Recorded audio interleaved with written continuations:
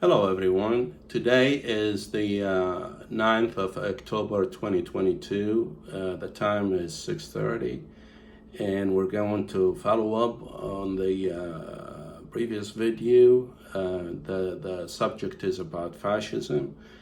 The last one was about Benito Mussolini. This is going to be about Hitler. We haven't done video for a while because we get busy about other stuff and we don't get paid by TikTok or YouTube. We just do it for fun and to give more information to people about fascism, since the subject is rising in the United States. So with that, I'm going to leave the subject to Tristan to carry on. All right. So first of all, we have to start with Hitler's birth. So Hitler was born on April 20th in 1889 in Bernau in a small inn in Austria.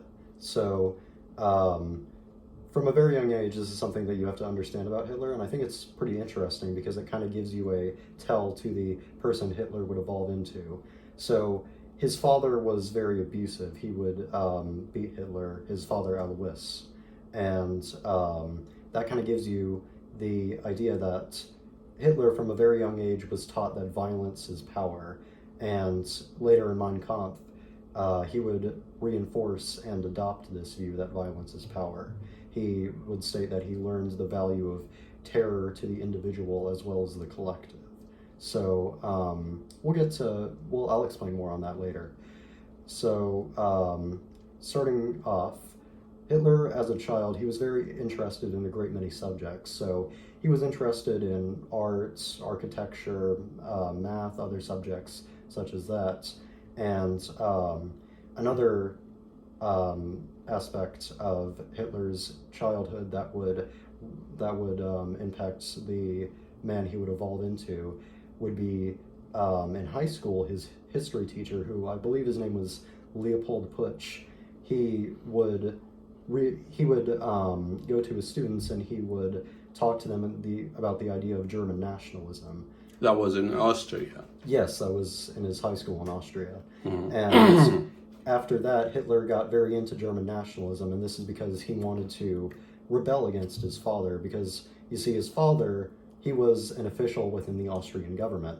So in an effort to rebel against his father, whom he hated, he would get very fired up with the idea of German nationalism. So he would run around, saying, Germany forever, stuff like that, and fly German flags, and to, annoy and anger his father.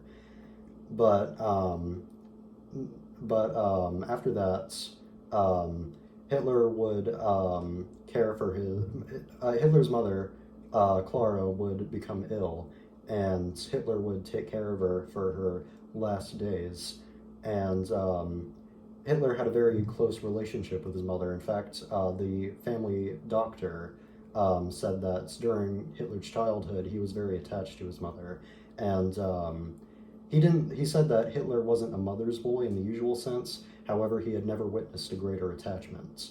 So when Hitler's mother died, he was very heartbroken. So I believe he didn't leave his home for about 2 weeks after his mother died.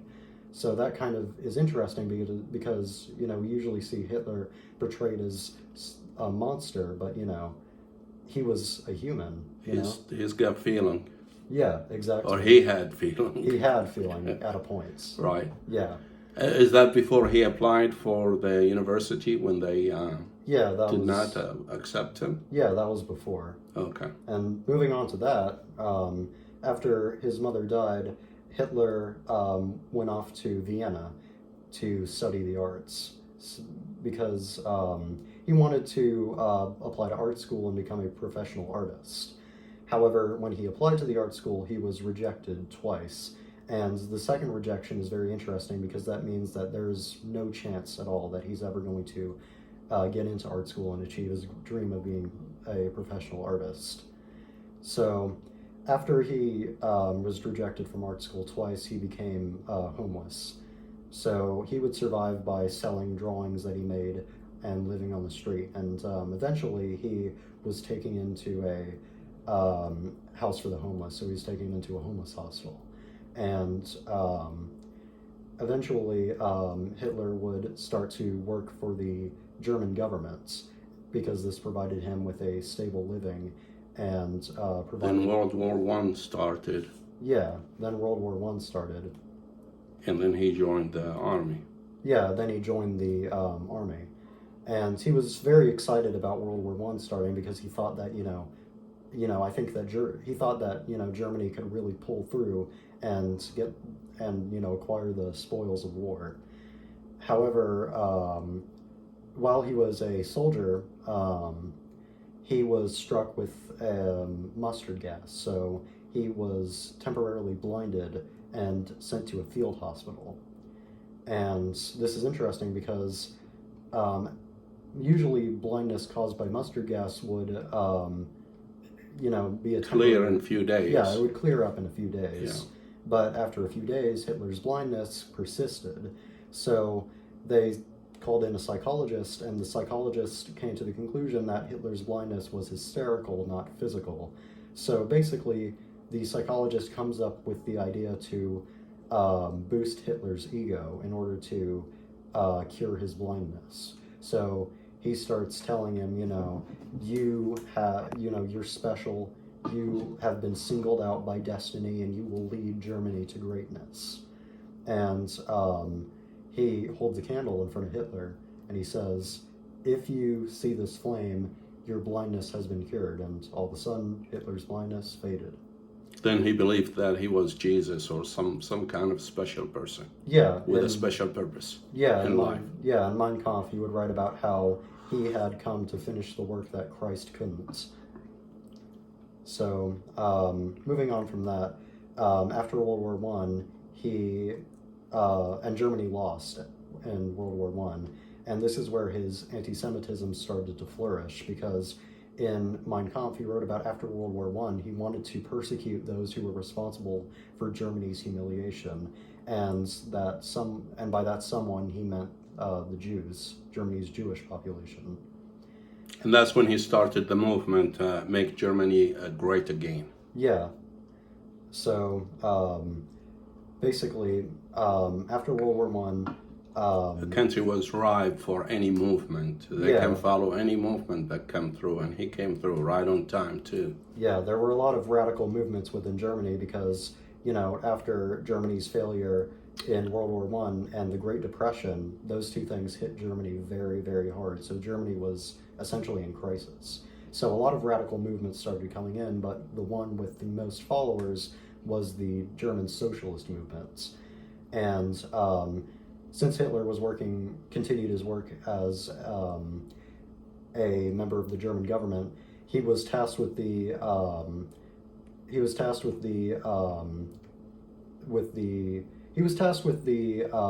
mission to eliminate any revolutionary movements and eliminate any opposition. Yeah, basically eliminate any socialist elements within Germany. So he would become like kind of a double agent, and he would go into socialist parties and have them and report on them to the German government. So he came upon one socialist movement, or supposedly socialist movements, the National Socialist Party, or what we call today the Nazi Party, which was led by Anton Drexler at the time. And he went into the Nazi Party, and he realized, hey, this party isn't socialist at all. It just calls itself that to appeal to German workers. So, he loved their he loved their anti-communist, anti-socialist rhetoric, and he loved their anti-Semitism, so he decided to join. Mm-hmm. Yeah. And those within the party would take note of Hitler's oratory skills, and he would quickly rise to the ranks of the Nazi Party and become its leader, replacing Anton Drexler. That was two Nazi parties back then. Yeah, there were two kind of different strands of Nazism. Right. So the dominant strand at the time, before Hitler came into power in the Nazi Party, was Strasserism. So that was the ideas of Gregor and Otto Strasser, but mostly Otto Strasser. So essentially, Strasserism is the ideology. It claims to be socialist, but it's not actually socialist because it doesn't advocate for the abolition of private property. However, in its it advocates instead for wealth redistribution and and the nationalization of core German industries, such as like metal or iron or stuff The along those lines. heavy industries. Yeah, essentially. Hmm. And Strasserism is a different advocates for a different kind of anti-Semitism than Hitlerist Nazism does. So Strasserism advocates for something called economic anti-Semitism. So that is hatred of Jews who are wealthy. So the prominent German narrative at the time is that the Jews are in power and they're exploiting the German workers, so therefore we need to get the Jews out of power. Not Hitler, but Strasserism didn't really advocate for, Abolishing the Jews. yeah, for the, mass murder of the Jews. It only advocated for the removal of Jews from positions of power. Whereas Hitlerist Nazism was largely corporatist, so it didn't really want any wealth redistribution. The only real wealth redistribution that would occur in Germany would be from welfare programs to help out native Germans. And it's corporatist in terms of its economics. So instead of nationalizing big business, it's going to ally with big business and it's going to kind of help the bigger industries out in becoming more wealthy. So essentially It's more like Republican Party here. yeah, essentially. So it's going to be like the party and the big corporations, German corporations, kind of have a pact with each other. Right. Yeah. And Hitlerist Nazism advocates for the cleansing of all non-Germans and ethnic cleansing of all non-Germans and the non-Aryans. Yeah, basically. non-Aryans. Yeah. And it advocates for Germany being purely a German state. So those of the quote-unquote Aryan race, of course we know this is a fabrication now, but those of the supposed German race are to be the only ones who inhabit Germany, and immigration is to be closed down, and et cetera, et cetera. But those are the core aspects of Hitlerist Nazism and Strasserist Nazism. And after Hitler came to power in the Nazi Party and became its leader, Strasserist Nazism would start to die out.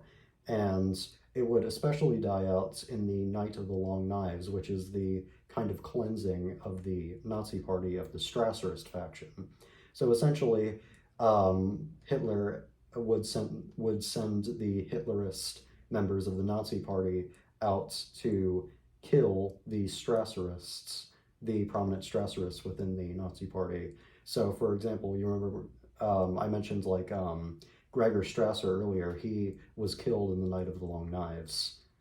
So Wasn't Hitler is the one responsible in his death, or was it natural? it wasn't natural. Hitler was the one that was responsible, and he ordered the Hitlerist members of the Nazi Party to go out and kill Otto Strasser and Ernst All the Röhm. oppositions. Yeah, pretty much all the opposition within the Nazi Party.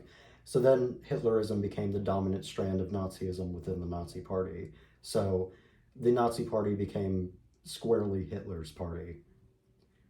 And he's the one. Yeah, he's the one called the shot. Yeah. Yeah. Okay, now we need to cut it short, so because I think we're allowed to certain minutes. So what happened when Germany fell? So the reason for Germany's failure, mostly was Operation Barbarossa, which was Hitler's attack against the Soviet Union. So Hitler greatly underestimated Stalin and the Red Army, and under the leadership of Stalin, the Red Army was able to push back the Nazi forces out of Russia, and with the two combined forces of Winter and the Red Army, all of the Nazi army was pretty much pushed out of Russia, and the territory that Hitler had occupied had slowly been liberated by the Red Army. So pretty much all the land and the power that Hitler had acquired had been taken over by Stalin and the Red Army. So Germany was destroyed totally. Yeah, essentially. The infrastructure was destroyed, economically was destroyed, totally destroyed. And what happened to Hitler when the bombs are dropping on his bunker or near his bunker where Berlin was totally demolished? Hitler was talking about the breed of dogs and some kind of lipstick from France. Yeah, essentially. He's not even talking about the Holocaust, not Germany being destroyed, not the deaths of millions of innocents he caused. I mean, he killed so many innocent people, and and including Germans. And it seems like that wasn't the problem in his mind. Yeah. He wasn't even concerned about it. Yeah, so the day before Hitler died, he got married to his girlfriend, Eva Braun. And after his marriage, the day after his marriage, he went to Eva and he gave her a cyanide capsule. And she took it and she died shortly after. And then Hitler took his Walter PPK and shot himself in the head.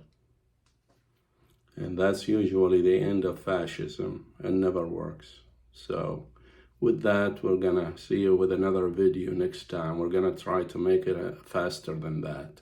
We may not touch anything about fascism, but we'll see what the next one will be. So thank you for watching.